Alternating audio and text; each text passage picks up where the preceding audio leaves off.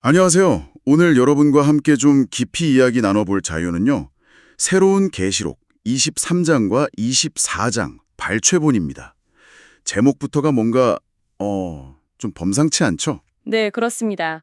이 텍스트가요. 우리가 우리 자신 그리고 세상을 이해하는 방식에 대해서 정말 근본적인 질문들을 던지고 있어요. 뭐 예를 들면 인간 행동의 진짜 동기가 뭐냐? 또 우리가 흔히 영혼이라고 부르는 것의 정체가 뭐냐? 그리고 어쩌면 가장 도발적일 수 있는 주장인데요. 바로 당신은 당신의 몸이 아니다. 이런 메시지까지 다루거든요. 핵심적인 부분이죠.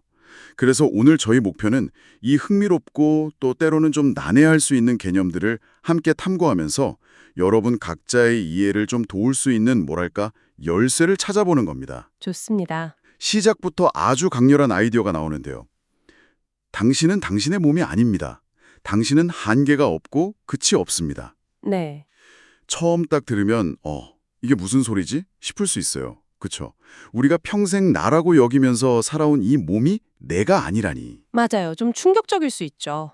만약 이 말이 정말 사실이라면 와, 우리의 삶, 관계, 뭐 세상 전체를 바라보는 관점이 완전히 달라질 수도 있겠다 싶어요. 그렇죠. 모든 게 재정의 될 수 있는 그런 이야기니까요. 자, 그럼 이 도발적인 주장을 좀 염두에 두면서 텍스트 속으로 함께 들어가 보시죠. 네, 먼저 23장을 딱 보면요. 인간의 모든 행동 뒤에는 딱 두 가지 감정, 사랑 아니면 두려움이 있다. 이런 주장이 나와요. 네, 아주 단언적으로 이야기하죠. 근본 동기를 파고들면 결국 그렇다고 주장하는 거죠. 예를 들어서 그냥 습관적으로 하는 행동이나 아니면 어쩔 수 없이 그냥 의무감 때문에 하는 일, 이런 건 사랑일까요? 두려움일까요? 텍스트의 관점에서 보면요. 그 뿌리까지 파고들면 결국 둘 중 하나라는 거예요. 뭐 예를 들어 의무감도 하지 않으면 뭔가 안 좋은 일이 생길까 봐 하는 두려움에서 비롯될 수 있다. 이런 식으로 해석하는 거죠. 아, 그렇군요. 맞아요. 그리고 텍스트는 여기서 한 발 더 나아가서 우리 사회를 움직이는 많은 시스템이나 규칙들 있잖아요. 네네. 그런 것들이 사실은 두려움에 뿌리를 두고 있다고 지적해요. 예를 들면 갈등 해결하려고 힘을 쓴다거나 아니면 자꾸 진실을 감추려고 하는 경향들. 심지어 우리가 되게 중요하게 여기는 뭐 도덕, 정의, 재산권 같은 개념들조차도요. 깊이 들여다보면 뭘 잃거나 침해당할까 봐 그 두려움 때문에 만들어낸 어떤 방어벽 같은 거라는 거죠. 방어벽이요? 네. 근데 이런 방어벽들이 뭐 단기적으로는 우리를 좀 안심시키는 것 같아도 장기적으로 보면 진짜 문제를 해결하지 못하고 오히려 우리를 좀 올가맬 수 있다. 이렇게 경고합니다. 심지어 비밀사회라는 표현까지 쓰는데요. 아, 비밀 사회요? 네. 생각해보면 우리 사회는 정말 많은 걸 숨기고 있죠. 뭐 개인적인 관계에서 사소한 거짓말부터 해서 기업의 영업비밀, 또 국가 안보라는 이름의 기밀, 네. 심지어 특정 종교 집단 안에서만 공유되는 그런 신비로운 지식까지 아주 많잖아요. 그렇죠. 정말 많죠. 텍스트는 이 모든 비밀 유지의 근본적인 이유가 모든 사람이 모든 것을 알게 되면 내가 원하는 것을 얻거나 지킬 수 없을지도 몰라 하는 그 두려움 때문이라고 분석해요. 그러니까 솔직함이나 투명함보다는 뭔가 감추는 게 더 안전하다고 느끼는 문화가 만연하다는 거죠. 와, 듣고 보니 좀 섬뜩한데요? 사회 전체가 무슨 거대한 비밀 지키기 게임을 하고 있다는 그런 생각도 들고요. 그런 면이 있죠. 물론 뭐 개인 프라이버시처럼 당연히 지켜줘야 할 영역도 있겠지만 혹시 우리가 좀 불필요한 두려움 때문에 너무 많은 진실을 서로에게 숨기고 있는 건 아닐까? 그런 생각도 드네요. 네, 충분히 해볼 만한 질문이죠. 여러분의 일상이나 관계 속에서 이런 숨겨진 진실 때문에 좀 답답함을 느낀 적은 없으신지 한번 돌아보게 됩니다. 그리고 이 두려움이라는 주제가요, 우리가 되게 신성시하는 가치의 문제로 또 자연스럽게 이어져요. 아, 가치요? 도덕 같은 거 말씀이시죠? 네, 맞아요. 보통 도덕이나 정의 같은 가치는 시대가 변해도 흔들리지 않는 절대적인 것, 이렇게 생각하기 쉽잖아요. 그렇죠. 보통 그렇게 믿죠. 그런데 이 텍스트는 정면으로 반박합니다. 가치라는 건 고정불변한 게 아니라 시대와 상황, 그리고 그걸 받아들이는 사람들의 믿음에 따라서 계속 변한다는 거예요. 계속 변한다고요? 네, 어제의 진리가 오늘의 거짓이 될 수도 있고 또 한때 절대적이라고 믿었던 가치도 결국은 더 나은 이해로 대체될 수 있다는 거죠. 영원한 도덕이란 어쩌면 환상일 수 있다. 뭐 이런 꽤 도발적인 주장입니다. 와, 이것도 상당히 파격적인데요? 바로 몸의 계획을 넘어서 영혼의 계획을 따르는 삶인데요. 몸의 계획, 영혼의 계획. 그게 뭘까요? 몸의 계획이라는 건 우리가 보통 중요하게 생각하는 것들이에요. 그러니까 생존, 안전, 쾌락 같은 육체적이고 물질적인 욕구를 충족시키려는 목표, 이걸 말하고요. 네. 하지만 영혼의 계획은 이런 차원을 넘어서는 거죠. 성장하고 새로운 걸 경험하고 또 우리 안에 내재된 어떤 신성, 디비니티를 표현하는 것. 이걸 더 중요한 목표로 삼는다는 거예요. 영혼의 관점에서 보면 삶 자체가 이미 기쁨이고 안전함이기 때문에 굳이 밖에서 그런 것들을 필사적으로 찾을 필요가 없다는 그런 뉘앙스입니다. 아, 영혼의 관점. 여기서 영혼 소울하고 영 스피릿이라는 말이 나오는데 이게 좀 헷갈릴 수 있을 것 같아요. 텍스트는 이 둘을 좀 구분해서 설명하고 있죠. 네, 명확하게 구분합니다. 영, 스피릿은 모든 존재의 근원, 우주 전체에 포져 있는 순수한 의식, 신의 영, 디바인 스피릿 그 자체를 의미한다고 하고요. 네, 근원적인 거. 반면에 영혼, 소울은 이 거대한 영이 개별적인 형태로 표현된 것, 이렇게 설명을 해요. 비유하자면 거대한 바다, 영에서 이게 한 잔의 물, 영혼을 떠낸 것과 같다고 할까요? 아, 바다와 물 한 잔. 이해가 좀 되네요. 네, 텍스트는 SOUL이라는 약재를 쓰기도 하는데요. Singular Outflow of Universal Life. 그러니까 우주 생명 에너지의 개별적인 흘러나옴, 이 정도로 해석할 수 있겠네요. 각 영혼은 고유한 진동수를 가진 어떤 에너지 덩어리다, 이렇게 볼 수 있는 거죠. 그럼 그 개별적인 영혼, 그 물 한 잔은 계속 그대로 있는 건가요? 아니면 뭔가 변화를 겪나요? 아주 흥미로운 순환 과정을 거친다고 설명을 해요. 순환 과정이요? 네. 먼저 영혼은 상대계라고 불리는 이 현실 세계로 와서 몸과 마음이라는 도구를 사용해요. 그래서 다양한 경험을 쌓는 거죠. 온갖 감정, 관계, 사건들을 겪으면서 배우고 성장하는 거예요. 네, 우리가 사는 이 세계군요. 그렇죠. 그러다가 죽음 또는 사마디라고 표현된 상태, 즉 모든 분리감이 사라지고 근원적인 영과 다시 하나가 되는 절대계로 돌아간다고 해요. 바다로 돌아가는 거네요. 네, 맞아요. 강물이 바다로 돌아가듯이 하지만 그걸로 끝나는 게 아니고요. 다시 새로운 목적과 계획을 가지고 개별적인 영혼으로 분리되어서 나와서 이 상대계에서의 새로운 여정을 또 시작한다는 겁니다. 와, 분리됐다가 합쳐졌다가 이걸 반복하는 거네요. 마치 숨 쉬는 것처럼. 네, 그렇죠. 그런 이미지죠. 근데 왜 이런 순환을 하는 걸까요? 목적이 뭔가요? 목적이요? 텍스트에 따르면요. 이 모든 과정의 궁극적인 목적은 신, 즉 근원적인 영이 자기 자신을 더 깊이 경험하고 이해하기 위해서라고 합니다. 신이 스스로를 경험한다고요? 네, 신은 이미 모든 것이지만 자신의 그 무한한 가능성을 실제로 체험하고 표현하기 위해서 스스로를 이렇게 무수한 영혼으로 나누어서 이 상대계라는 놀이터로 보낸다는 거죠. 그래서 각각의 영혼이 겪는 모든 경험을 통해서 신은 끊임없이 배우고 확장하고 스스로를 새롭게 창조해 나간다. 이런 아주 장대한 그림을 그리고 있습니다. 와, 스케일이 정말 어마어마하네요. 우리가 겪는 희로애락 하나하나가 사실은 다 우주적인 창조 과정의 일부다. 이런 이야기로 들리네요. 네, 그렇게 해석할 수 있겠죠. 자, 이런 영혼에 대한 이해를 바탕으로 드디어 이 텍스트의 하이라이트라고 할 수 있는 부분이죠. 제8의 새로운 계시로 넘어가 보겠습니다. 23장 후반부하고 24장에 걸쳐서 나오죠. 네, 당신은 몸이 아니다. 당신은 한계가 없고 끝이 없다. 바로 이 구절이죠. 여기서 중요한 건 우리가 흔히 몸은 죽어도 영혼은 남는다거나 몸은 영혼의 껍데기다. 이렇게 말하는 것과는 좀 차원이 다른 이야기라는 점이에요. 맞아요. 뉘앙스가 완전히 다르죠. 단순히 몸 이상의 존재라는 걸 넘어서 아예 몸 자체가 나가 아니라는 거잖아요. 네, 그렇죠. 몸은 영혼이 이 세상에서 활동하기 위해 잠시 사용하는 아바타나 자동차 같은 도구일 뿐이고 진짜 나는 바로 그 영혼이다. 이런 이야기인데 이걸 제대로 이해하는 게 왜 그렇게 중요할까요? 이 부분이 기존의 통념을 정말 완전히 뒤집기 때문에 중요하다고 할 수 있습니다. 보통은 영혼이 심장이나 뇌 같은 몸의 특정 부위에 이렇게 깃들어 있거나 아니면 몸 안에 이렇게 담겨 있다고 생각하기 쉽잖아요. 네, 보통 그렇게 생각하죠. 그런데 이 텍스트는 정반대라고 말해요. 몸이 영혼을 담는 게 아니고요. 영혼이라는 훨씬 더 크고 강력한 에너지장, force field 안에 몸이 포함되어 있다는 겁니다. 영혼의 에너지장 안에 몸이 있다고요? 네, 비유하자면 강력한 자석 주변에 눈에 보이지 않는 자기장이 형성되잖아요. 그것처럼 우리 영혼도 몸을 감싸고 훨씬 더 넓게 퍼져 나가는 그런 에너지장을 가지고 있다는 거죠.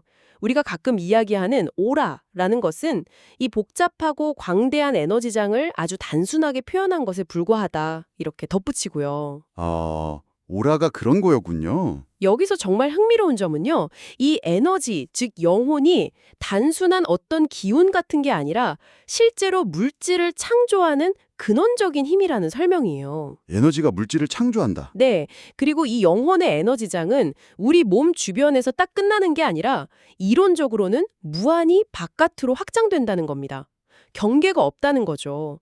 그렇기 때문에 바로 옆 사람의 에너지장, 더 나아가서 이 방 안의 모든 사람, 지구상의 모든 존재의 에너지장과 끊임없이 섞이고 상호작용한다 이런 개념으로 이어집니다. 잠깐만요. 그 에너지장이 끝없이 뻗어나가서 서로 섞인다. 이거 좀 더 생각해보면 그럼 대체 어디서 내 영혼이 끝나고 다른 사람 영혼이 시작되는 거죠? 경계가 없다는 말이잖아요. 바로 그 지점입니다. 와, 이게 맞다면 우리가 나라고 생각하는 그 개념 자체가 흔들리는 건데요. 아, 이 텍스트가 궁극적으로 하고 싶은 말이 여기에 연결되는 것 같아요. 네, 정확히 보셨습니다. 바로 그 지점이 이 텍스트가 제시하는 가장 혁명적인 통찰로 이어지는 달이라고 할 수 있어요. 만약 모든 영혼의 에너지장이 무한히 확장되고 서로 섞인다면 논리적으로 어떤 결론에 도달하게 될까요?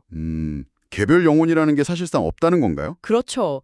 개별적으로 완전히 분리된 독립적인 영혼이란 존재하지 않는다는 겁니다.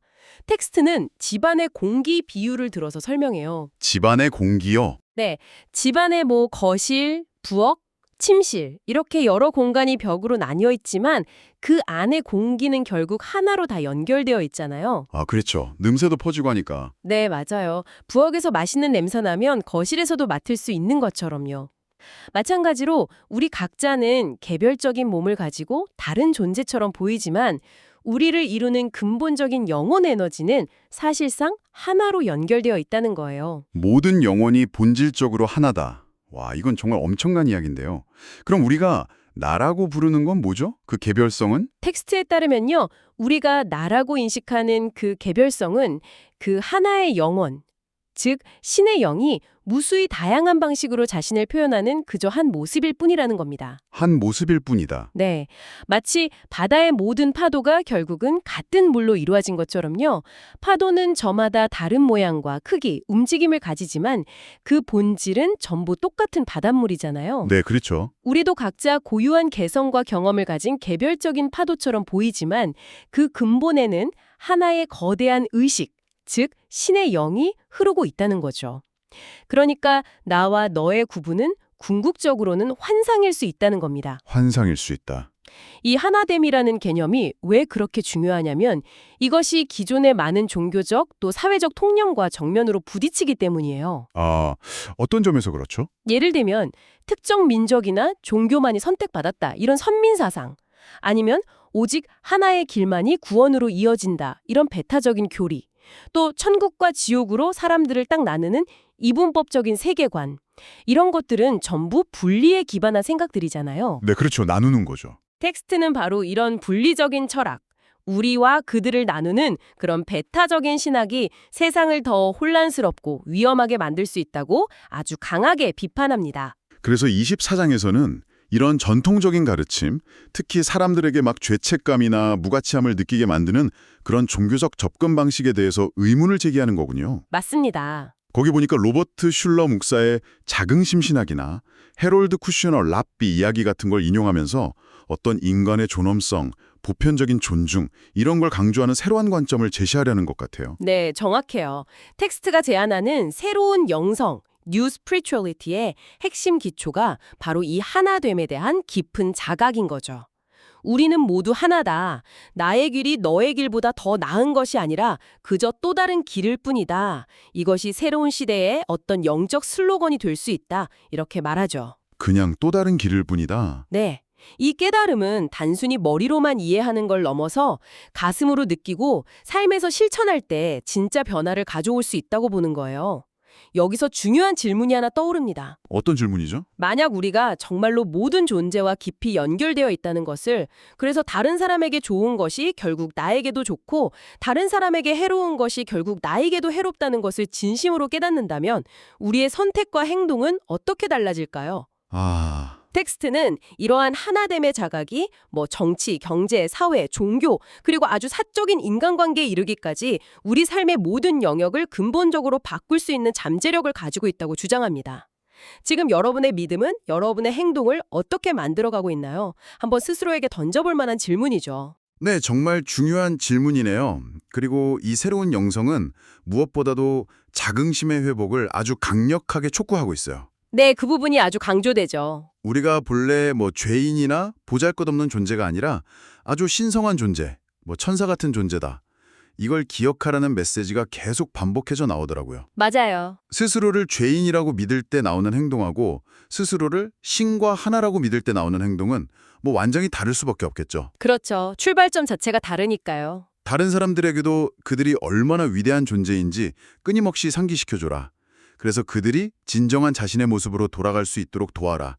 이런 요청은 정말 좀 감동적이면서도 동시에 큰 책임감을 느끼게 하는 것 같아요. 네, 상당히 울림이 있는 메시지죠. 자, 오늘 새로운 계시록 23장과 24장을 통해서 정말 깊고도 넓은 여정을 함께 했습니다. 우리 사회를 지배하는 두려움의 메커니즘을 좀 살펴봤고요. 영혼의 본질과 그 장대한 순환 과정에 대해서도 이야기했죠. 네. 그리고 나는 내 몸이 아니다 라는 좀 충격적인 선언과 마주했고, 그것이 결국 우리는 모두 하나라는 더 깊은 진실로 이어진다는 것을 탐구했습니다. 마지막으로 이 모든 이해가 자긍심과 연결성에 기반한 어떤 새로운 삶의 방식을 열어줄 수 있다는 가능성까지 짚어봤네요. 이 모든 걸 좀 종합해보면 우리에게 어떤 메시지를 주는 걸까요? 핵심은 아마 이것인 것 같습니다. 우리 자신과 세상에 대한 가장 근본적인 믿음을 바꾸는 것이 결국 우리가 경험하는 현실 자체를 바꾸는 열쇠가 될 수 있다는 거죠. 믿음을 바꾸는 것이 현실을 바꾼다. 네, 우리 스스로를 분리되고 연약하고 죄 많은 존재로 보는 대신에 서로 깊이 연결되어 있고 무한한 잠재력을 지닌 신성한 존재의 한 표현으로 바라볼 때, 그때 우리의 생각, 감정, 행동, 그리고 우리가 함께 만들어가는 세상은 완전히 다른 모습이 될 수 있다. 이런 어떤 희망의 메시지라고 할 수 있겠습니다. 물론 이게 하루아침에 이루어지는 변화는 아니겠지만 그 가능성을 아는 것만으로도 큰 힘이 될 수 있겠죠. 네, 그렇겠네요. 오늘 나눈 이야기들이 여러분 각자에게 어떤 울림을 주었을지 참 궁금합니다. 마지막으로 이 심층 분석을 마무리하면서 여러분께 스스로에게 던져볼 질문 하나를 남겨드리고 싶습니다. 만약 당신이 이 텍스트의 주장처럼 머리로만 아는 것이 아니라 정말 가슴 깊이 당신 자신이 정말로 한계 없는 에너지이며 모든 것과 연결된 신성한 표현임을 진정으로 받아들인다면 오늘 하루 당신의 어떤 말이나 행동 혹은 어떤 결정을 좀 다르게 해보시겠습니까? 그리고 혹시 더 이상 당신 자신이나 다른 사람에게 숨길 필요가 없는 비밀은 무엇일까요? 이 질문에 대한 답을 찾아가는 과정 자체가 아주 의미 있는 여정이 될 것이라고 생각합니다. 오늘 저희와 함께 이 깊은 탐구에 동참해 주셔서 진심으로 감사합니다. 다음 시간에도 흥미로운 자료로 여러분을 찾아뵙겠습니다.